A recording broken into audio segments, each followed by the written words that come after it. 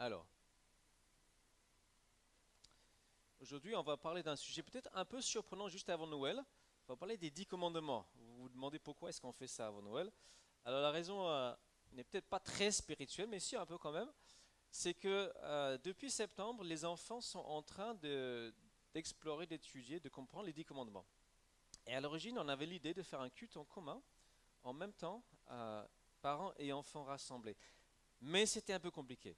Cependant, j'ai voulu garder un lien avec les enfants. On vient de parler de transmettre la foi en communauté. Et donc après, ceux qui sont parents, vous pouvez discuter avec vos enfants jusqu'aux ados. Qu'est-ce que vous avez appris? Qu'est-ce que ça vous a apporté, etc. Échanger. Donc c'est parti. Alors j'ai appelé le message 10 règles pour le bonheur parce qu'aujourd'hui le mot commandement pose problème. Plus la société évolue, moins les gens supportent des obligations, des contraintes et encore moins que quelqu'un leur dise ce qu'ils doivent faire. Donc au cas où quelqu'un ne sait pas d'où est-ce que ces commandements nous viennent, la Bible raconte comment Dieu a délivré le peuple d'Israël de l'esclavage en Égypte. Ils ont traversé la mer Rouge de façon miraculeuse, symbole de la mort et la résurrection. Mais ils ne sont pas tout de suite allés au paradis. Ils ont eu cette période de d'errance dans le désert, un peu chaotique, et ils avaient besoin d'un cadre. Ils avaient besoin que Dieu leur dise comment vivre dans cette nouvelle société. Donc Moïse monte sur le mont Sinaï, et cette image célèbre reçoit ces paroles gravées du doigt de Dieu sur des tablettes. Et en fait, il doit les recevoir 2 fois, parce que la première fois qu'il monte, les Israélites, en son absence, commencent à faire la fête. Pas juste une petite fête gentillette, mais façon orgie, quoi. Et donc, il redescend, il est furieux, il fracasse sa première copie, il doit remonter prendre une deuxième copie, parce qu'il n'y a jamais de bon moment propice pour recevoir des commandements, n'est-ce pas?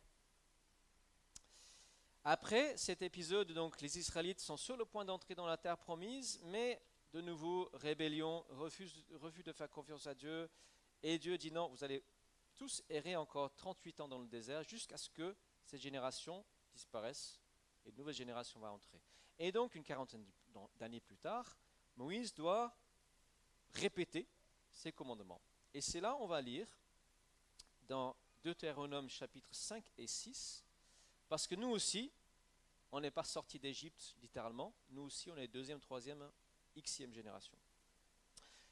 Donc, voici, juste après avoir donné les commandements, Moïse dit, lorsque plus tard vos fils vous demanderont de quel droit l'Éternel notre Dieu vous a-t-il imposé ces ordonnances, ces lois et ces décrets, vous leur répondrez, nous avons été esclaves du Pharaon en Égypte, et l'Éternel nous a tirés de là avec puissance.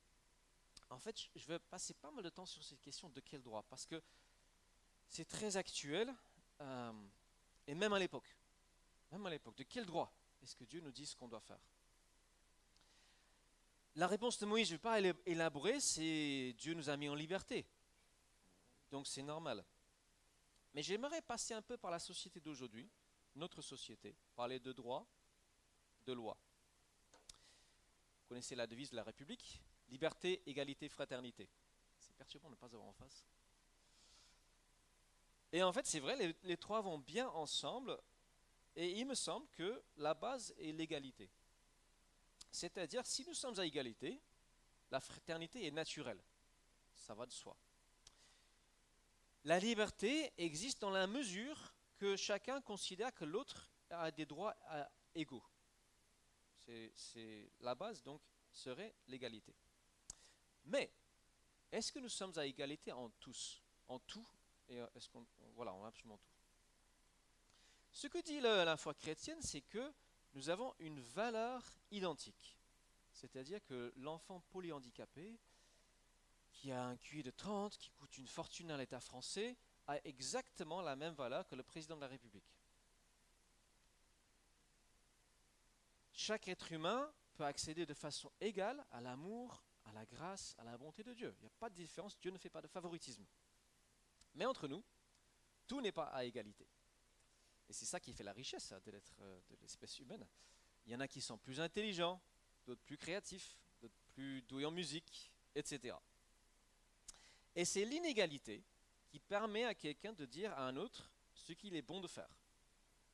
Exemple évident, à peu près tout le monde accepte que l'inégalité énorme entre un parent et l'enfant donne aux parents le droit et même le devoir de dire à l'enfant ce qu'il devrait, voir, doit faire, et parfois même de l'imposer pour son bien. Il est en train de traverser devant le tram, hop, il arrache son bras pour son bien.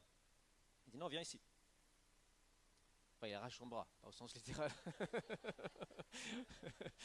Ça serait un peu dommage. En tout cas, il a le droit parce qu'il a une supériorité en sagesse, en expérience, en connaissance, en plein de domaines. Donc il a le droit de dire certaines choses.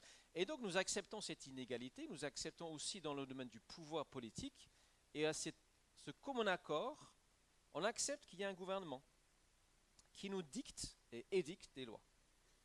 Donc on accepte de perdre de notre liberté en vue de la fraternité, de bien vivre ensemble. Parce que dans toute l'histoire humaine, on n'a jamais vu un système d'anarchie qui a bien fonctionné. Ce qui se passe quand il n'y a pas de chef, quand il n'y a pas de loi, c'est la loi du plus fort qui est encore pire qu'actuellement. Et donc le droit, les lois existent pour protéger les plus faibles. On parle de droit social, de protection sociale, etc. Ça existe pour le bien de tous. Et on accepte ça. On n'est pas toujours d'accord avec toutes les lois. Certaines limitations de vitesse, on n'aime pas trop. On accepte de plus ou moins mauvaise grâce. De temps en temps, il y a des exceptions, des choses, des cas où une loi nous paraît en contradiction avec une loi supérieure. Et la seule loi supérieure à la loi humaine, c'est la loi divine. On arrive donc au Créateur, à ses lois. Est-ce qu'il est possible d'imaginer une relation plus inégale que celle qui existe entre un Créateur tout-puissant, omniscient, qui a tout créé, et des êtres comme nous? Je ne peux pas imaginer une relation plus inégale. Vous avez un tout petit enfant de 3 ans qui est capable de prier, se mettre en relation avec un être qui le dépasse infiniment. Donc il a le droit infini de nous dire tout ce que nous devons faire. Pour moi, c'est juste la logique. Et je parle bien de relation. On n'a pas de relation avec une plante, avec un insecte, c'est une communication. Imaginons que le Créateur, juste petit exercice, avait créé des êtres à égalité avec lui. Ben, c'est impossible. Tu ne peux pas avoir 2 êtres tout-puissants, omniscients, à moins qu'ils soient absolument en harmonie sur les buts, leur vision, leurs affections, et c'est ça la Trinité. C'est pas qu'il l'a créé, mais c'est ça la Trinité, c'est une communauté d'amour, et le salut, c'est Dieu qui t'invite, toi, à rejoindre cette communauté-là, à adopter sa vision, ses affections, ses valeurs, tout ce qu'il aime, pas bien sûr à devenir tout-puissant, et à partager ses objectifs. Et donc, pour ça, Dieu nous a donné des commandements. Et donc la situation, c'est un peu comme celle-ci. Imaginez un riche bienfaiteur qui arrive dans un orphelinat, et en fait, il va ramener à sa maison des enfants abandonnés. Et là, il va prendre soin d'eux, et naturellement, il va leur expliquer qu'il y a des règles dans cette maison. C'est ça l'histoire d'Israël. C'est aussi notre histoire personnelle si nous avons accepté de suivre Christ. C'est Christ qui est venu nous chercher, nous libérer de l'emprise du mal, nous établir dans sa maison. Et là, il dit, voilà, il y a quelques règles dans la maison. Et tout groupe humain a besoin de règles. Ah, j'ai trouvé ceci. En fait, plus le groupe est grand, plus il y a de règles. Et là, l'État français, on est à 45 millions de mots dans le droit français. Ça a doublé en 20 ans. Voilà, en 2023. Hein. C'est ça, ouais, c'est actuel. Hein.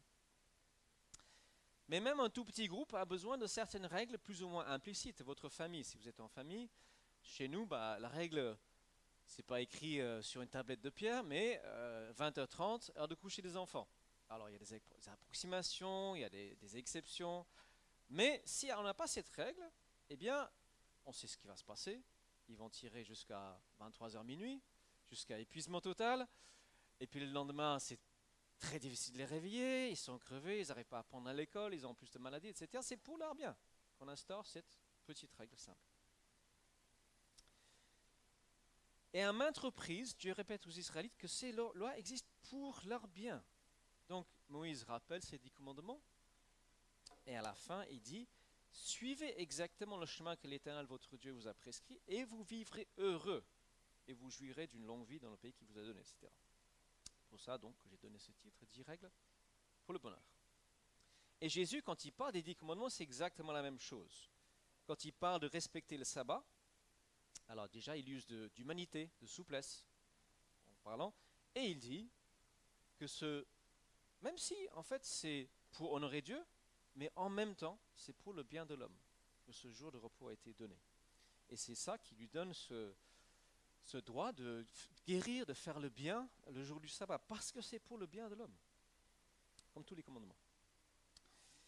Donc, je tremble un peu quand même, c'est de froid, j'aurais dû mettre mon manteau. Notre société rejette de plus en plus toute forme d'imposition, de contraintes, etc. Et donc, assez rapidement, je trouve aujourd'hui, on accuse de légalisme les gens qui suivent un peu les règles. Ah, lui, c'est un légaliste, etc. Alors, évidemment, ça existe. Il y a des gens qui sont trop légalistes. Et ce n'est pas évident de trouver l'équilibre. J'ai quand même l'impression, en observant notre société, nos églises, qu'il est plus courant de tomber sur des anarchistes spirituels que sur des légalistes. J'explique. La liberté de l'esprit que nous avons n'implique pas anarchie. Et toute communauté, comme dit, a besoin de règles. Comme Paul, on peut lire ça dans ses épîtres, hein, quand il écrit aux églises qu'il a fondées, il donne certaines règles. Un exemple, à Corinthe, il dit si quelqu'un parle en langue, il doit y avoir interprétation. Qu'il y ait 2 ou 3 qui prophétisent, puis quelqu'un évalue ce qui est dit. Justement parce que dans cette église, c'était très anarchique, et il veut mettre un peu d'ordre, c'est pas mauvais d'avoir de l'ordre. Donc voilà, tout ça c'est un peu la préambule. Maintenant, regardons ces 10 commandements. Donc on est à la 2e génération, hein. Ce sont des gens qui n'ont pas vécu la sortie d'Égypte en direct. Il leur dit ceci, enfin on lit ceci.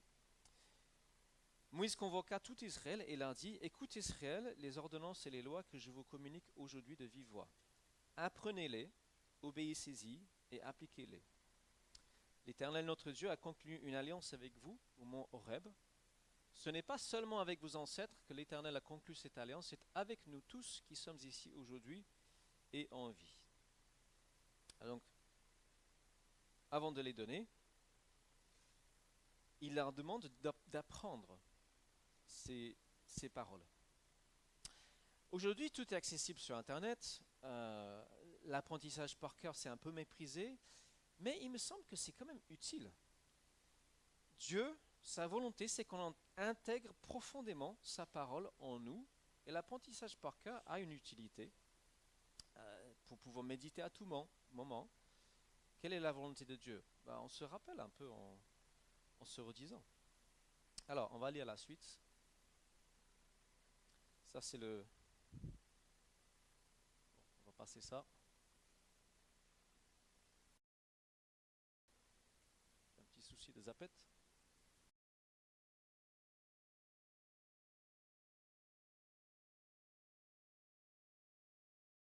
Je suis l'Éternel ton Dieu qui t'ai fait sortir d'Égypte, du pays où tu étais esclave. Donc voilà, rappelle-toi qui est-ce qui te parle, c'est celui qui t'a libéré, qui veut ton bien. Alors qui peut me dire le premier commandement?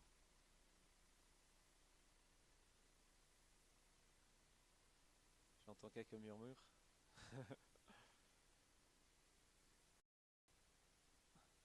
Mange pas. Hop. Tu n'auras pas d'autre Dieu que moi. Voilà. Alors, devant ma face, dans la traduction traditionnelle.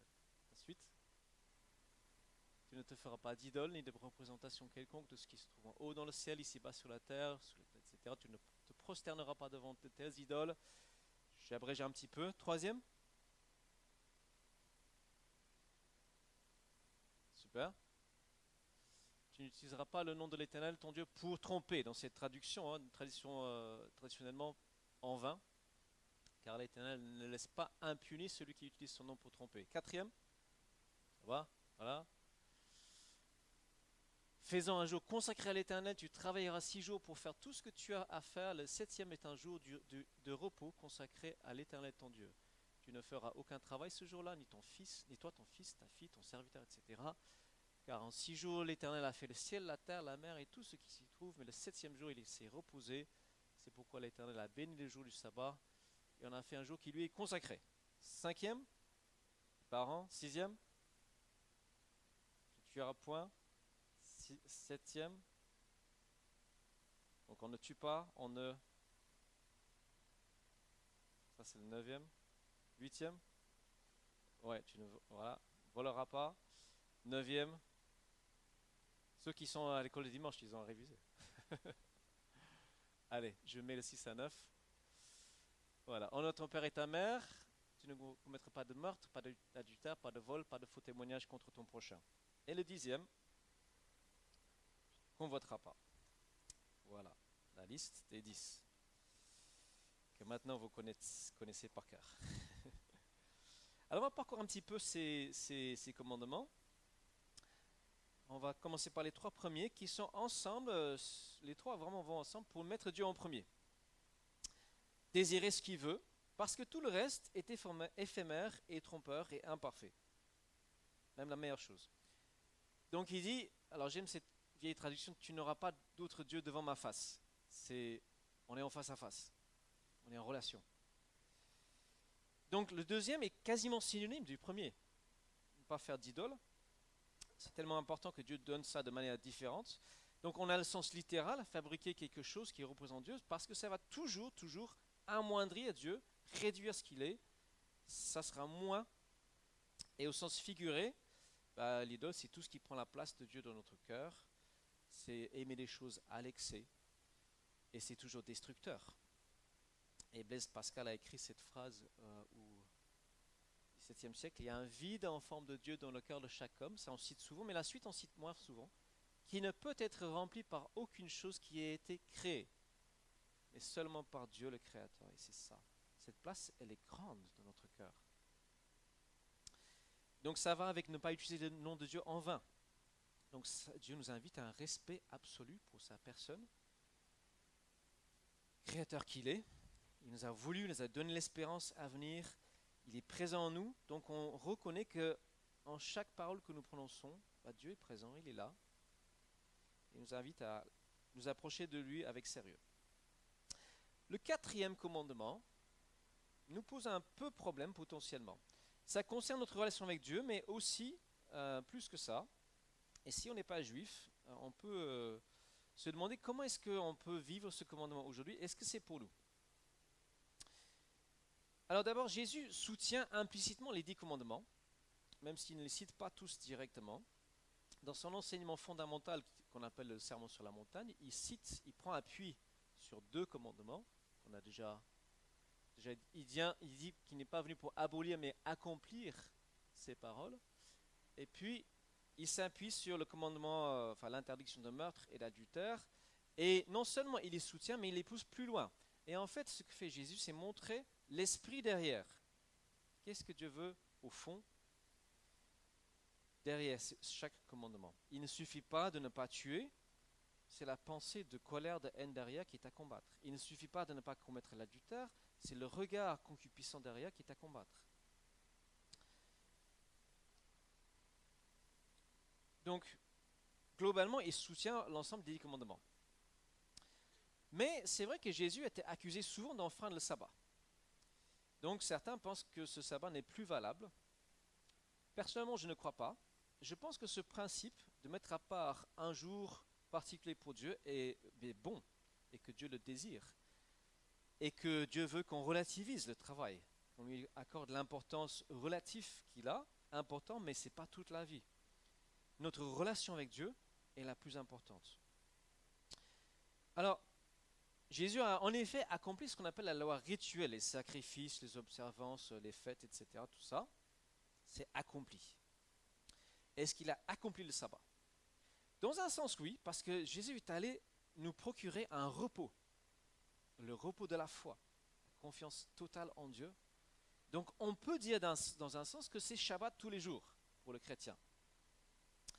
Mais je plaiderai quand même pour une compréhension la même qu'a eu l'Église primitive, quand elle a vécu cette transition de l'ancienne à la nouvelle alliance. Qu'est-ce qui s'est passé? En effet, Jésus a rendu obsolète le temple, les sacrifices, tout ça.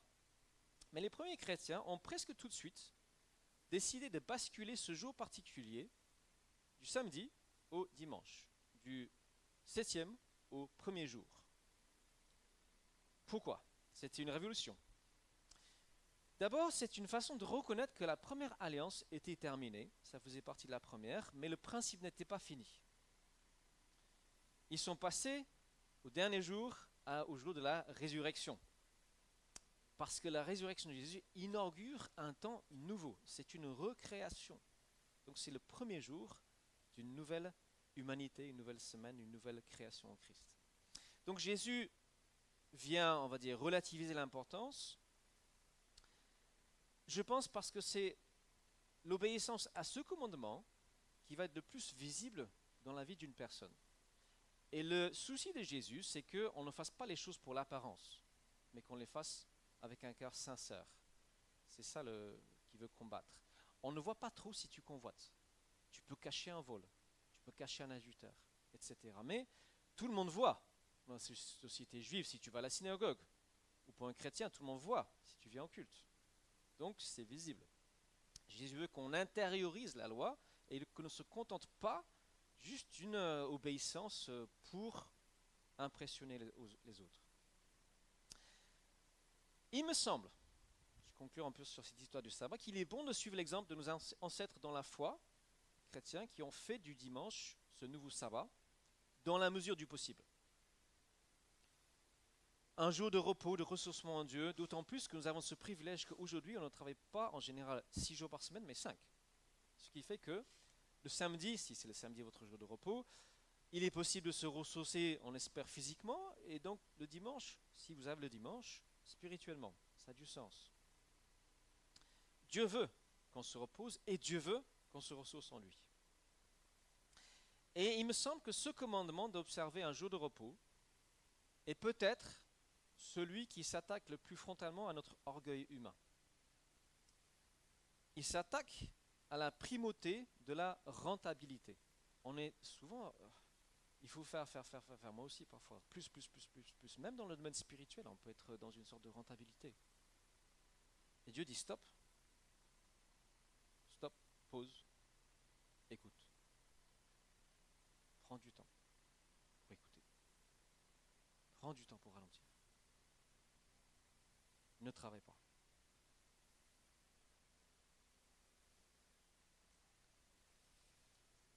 Ne travaille pas. Repose-toi en moi. Ressource-toi en moi. Notre orgueil pense que nous pouvons tout faire tout seul et que nous sommes indispensables. Je suis parfois en proie à ça. J'avais un copain quand j'étais à la fac. Il venait d'une famille qui respectait beaucoup plus rigoureusement que ce que moi j'avais appris, ce commandement. Moi, j'ai pas grandi avec cette notion de sabbat. J'ai vécu une conversion dans ma première année de fac. Et lui, il ne bossait jamais le dimanche. Il ne révisait jamais, même s'il avait un examen, un gros examen le lendemain, le lundi. Et j'ai trouvé ça admirable. Et j'ai vu dans sa vie comment Dieu a honoré son engagement. Un exemple, c'était, je pense pas un dimanche, mais un jour il s'est trompé dans le sujet de révision. Il avait un gros examen, il faisait la physique qu'il étudiait. Et le soir, vers 20h, un copain de classe me disait « Mais non, c'est pas ça le sujet de demain, c'est autre chose. » Mince, qu'est-ce que je vais faire? Et elle appelle sa grand-mère, qui est une femme de prière, elle dit « Mamie, je me suis trompé de sujet, est-ce que tu peux prier pour moi ?» Il dit « Oui, je prie pour toi, mais va bosser un peu quand même. » Donc il va à la fac, à la bibliothèque, 21h, il prend un vieux livre tout poussiéreux, ce truc qui date de 50 ans que personne n'a sorti depuis 15 ans dans la bibliothèque, et il dit « Ok, j'ai le temps de plancher une question. » Donc il bosse sur une question, et devinez quoi, le lendemain, c'est cette question-là qui est apparue à l'examen. Donc Dieu honore ce genre d'engagement et de foi. Donc, dans la mesure du possible, respectons, vivons ensemble ce jour de repos, le dimanche, si on peut. Montrons à nos enfants, par quelque chose de concret, la place qu'a Dieu dans notre vie. Alors, donc respectons un maximum. Venons au culte si nous le pouvons, à moins d'avoir un empêchement particulier. C'est ce qu'a vécu Jésus, c'est ce qu'ont vécu les premiers croyants, c'est ce qu'ont vécu nos ancêtres dans la foi. Et il y a des indices, même s'il n'y a pas de commandement explicite dans le Nouveau Testament, il y a des indices que c'était effectivement une habitude qui était courante. Quand Paul écrit à l'église de Corinthe, il parle de la collecte, il dit que tous les dimanches, alors c'est parfois traduit le premier jour de la semaine, mais c'est le dimanche, chacun de vous mette de côté une somme d'argent. Ce qui sous-entend clairement que tous les dimanches, les chrétiens se réunissaient. Alors je termine sur cette idée de oui, c'était un piège de penser qu'il suffit de venir au culte et c'est bon, j'ai coché la case, je suis un bon chrétien. Évidemment, notre vie d'église, c'est bien plus que ça. On a d'autres rencontres, on a des groupes de partage et de croissance, etc. C'est pas juste cocher une case. Alors voilà, ces quatre premiers sont sur l'honneur qui revient à Dieu, le mettre lui en premier. Et la semaine dernière, lors de notre culte en question, quelqu'un a posé cette question, mais Dieu n'est-il pas un peu égoïste?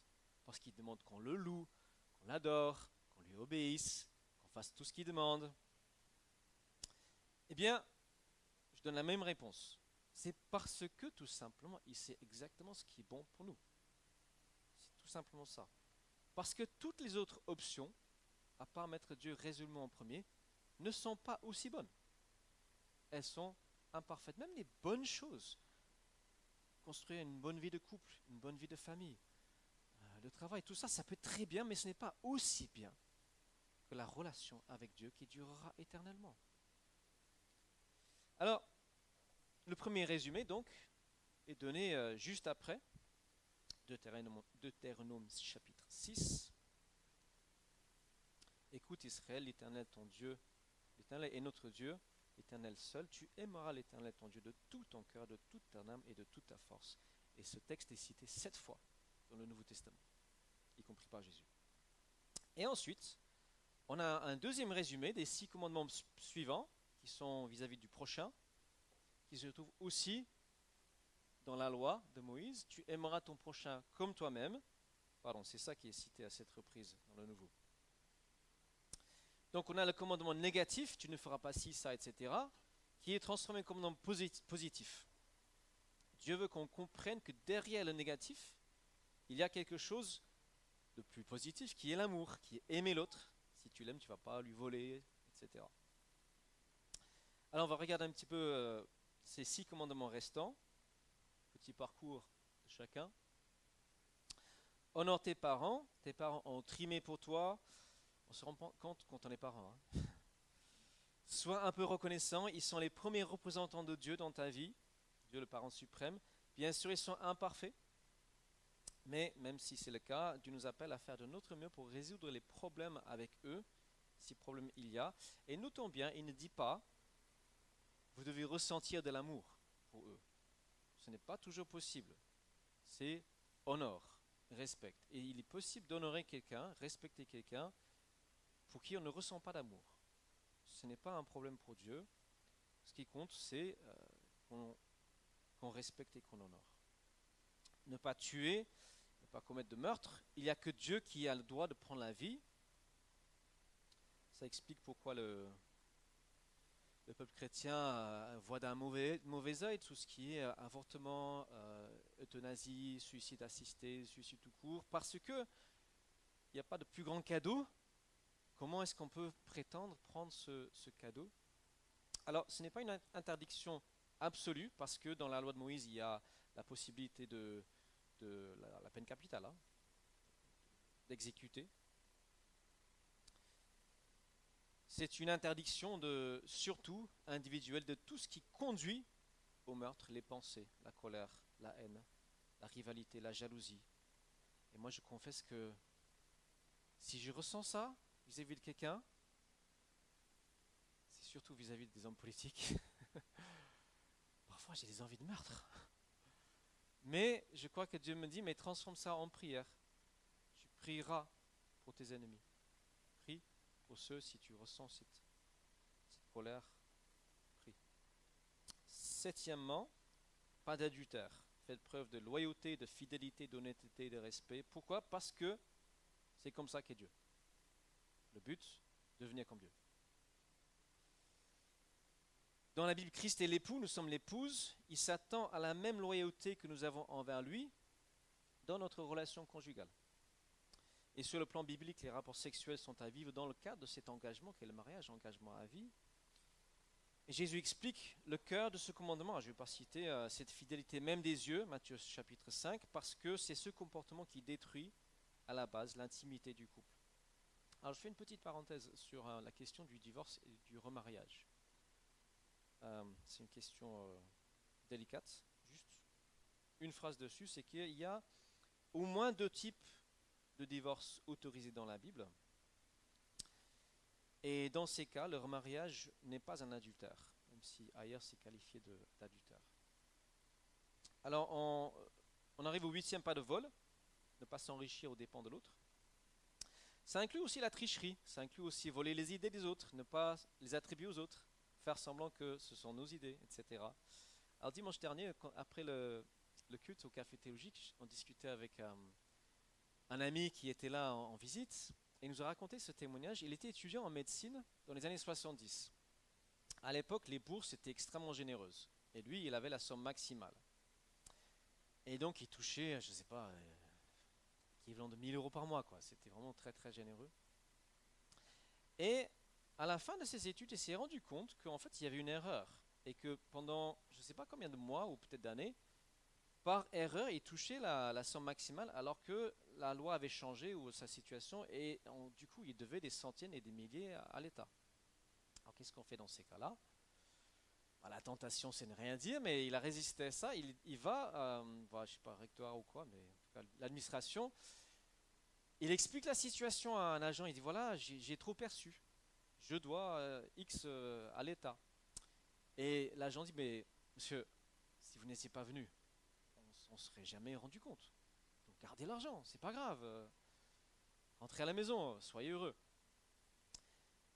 Mais ça le travaille quand même. Il dit, mais ce n'est pas mon argent, c'est l'argent des autres. Et je crois que c'est quelques mois plus tard qu'il retourne à l'administration. Je ne sais pas si je l'aurais fait. Hein. Il retourne et dit, monsieur l'agent, j'ai cet argent-là qui n'est pas à moi. Et cette fois-ci, l'agent dit, effectivement, vous devez tout rembourser. Il se met à prier parce qu'il n'a absolument pas l'argent en question. Seigneur, je veux être honnête, je ne veux pas voler. Et en l'espace de 2-3 semaines, il reçoit, je crois, 3 coups de fil. Tiens, écoute, donc les gens de son ancienne église, hein, j'ai vraiment à cœur de te donner de l'argent.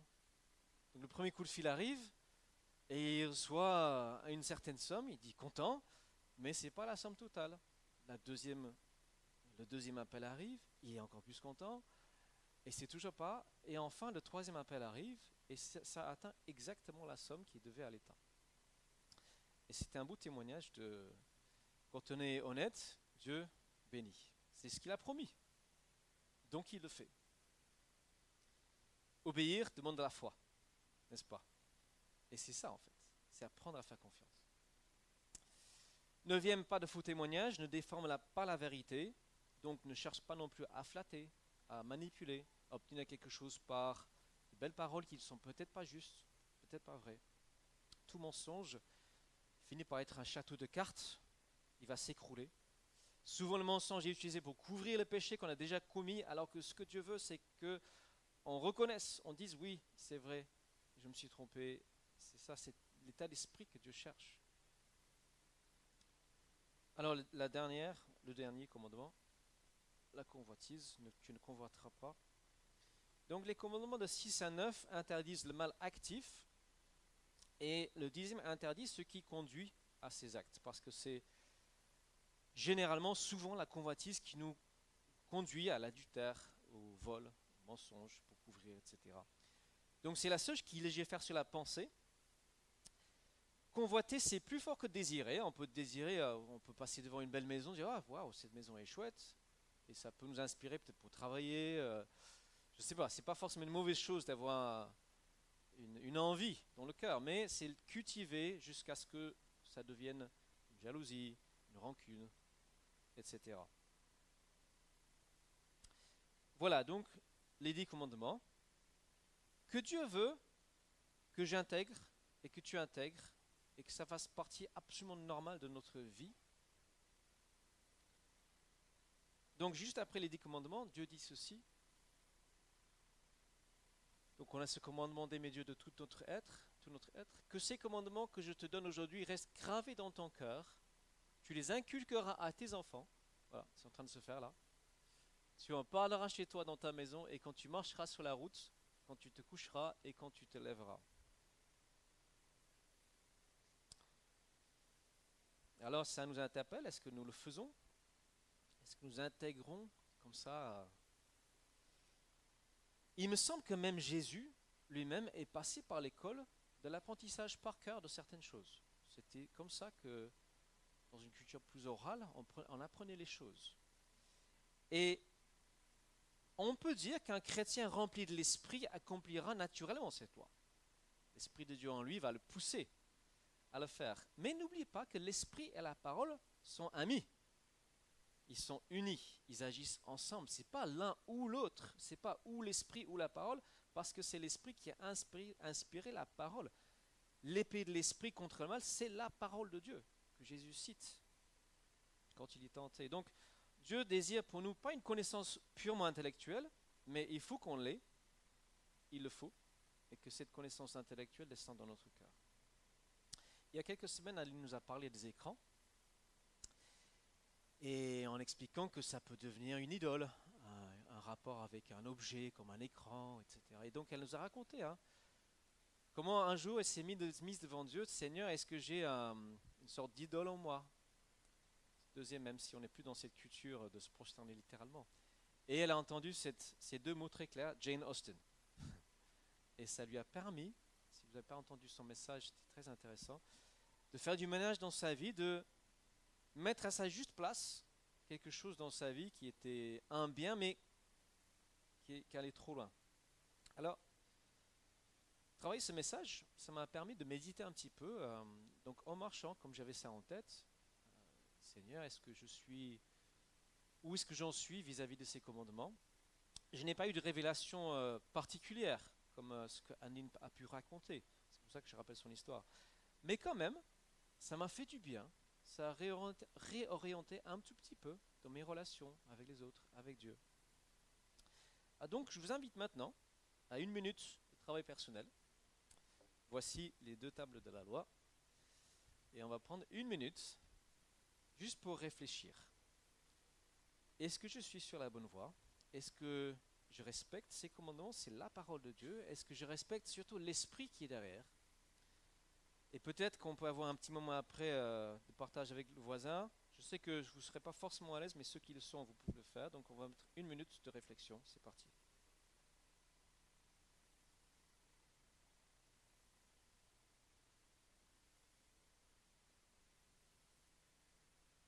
Ah, le 4 est devenu le 1.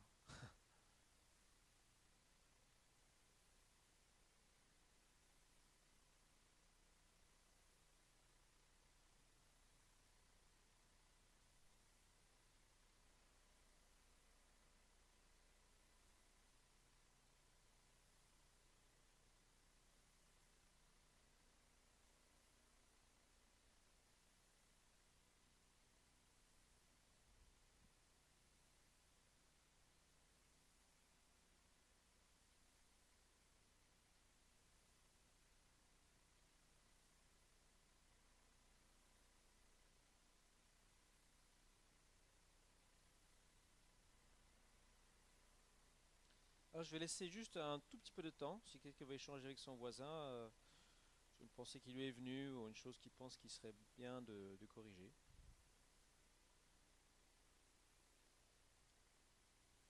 Ensuite, on va conclure. Si le groupe de louange peut revenir.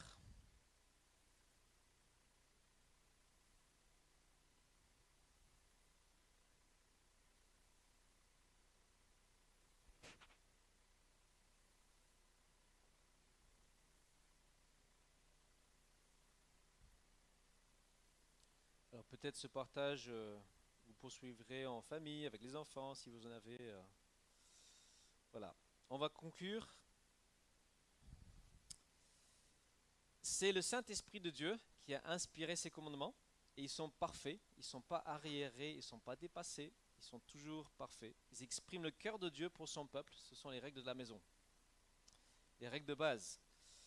Si on est rempli de l'Esprit, on va naturellement les appliquer. Et on ira bien au-delà de juste, tu ne feras pas X, Y, 8 sur 10 sont négatifs. Nous chercherons activement à faire le bien. Nous chercherons activement à aimer Dieu de tout notre cœur, à aimer notre prochain comme nous-mêmes. Chercher comment le faire. Et quand on parle de la loi, je ne sais pas vous, mais je me sens tout de suite poussé vers la grâce. Parce que les exigences de Dieu sont élevées. Et c'est là où on se rappelle, l'amour de Dieu aussi est élevé. Autant l'exigence est élevée, je dirais l'amour est encore plus élevé.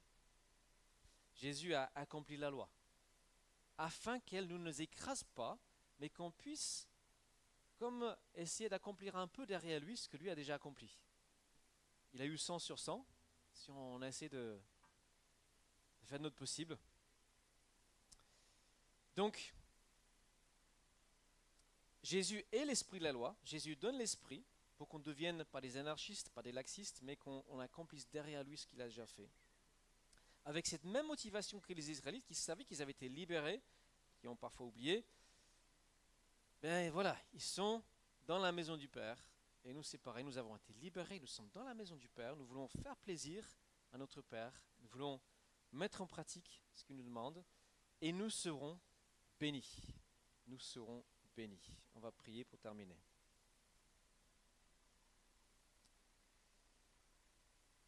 Merci Père de nous révéler ton cœur, qui est un cœur d'amour. Il y a cet appel à t'aimer de tout notre être. Seigneur, je sais que ça résonne en moi. Je veux toujours t'aimer plus. Et ça se traduit, Seigneur, je sais, par une obéissance concrète, une application pratique. Je prie que tu nous montres à chacun s'il y a quelque chose que tu aimerais qu'on change dans notre vie. S'il y a un domaine où on a laissé la médiocrité nous gagner, qu'on puisse, Seigneur, chercher à exceller, être des enfants qui te fassent vraiment plaisir. Je prie pour chacun dans cette salle. Seigneur, tu nous connais, tu nous as formés. Tu ne veux pas juste nous donner une liste de règles. Tu veux habiter notre cœur et nous donner ton Saint-Esprit en abondance. Pour qu'il y ait cette envie, ce désir de te plaire, Seigneur. Je prie pour chacun. Vraiment que tu bénisses chacun, que tu aides chacun à marcher dans les voies de tes bénédictions. Au nom de Jésus. Amen. Alors après le culte, si quelqu'un veut qu'on prie pour lui, pour elle, n'hésitez pas, allez ceux qui ont les badges intercession, l'équipe intercession, vous pouvez mettre un badge, vous pouvez approfondir la prière.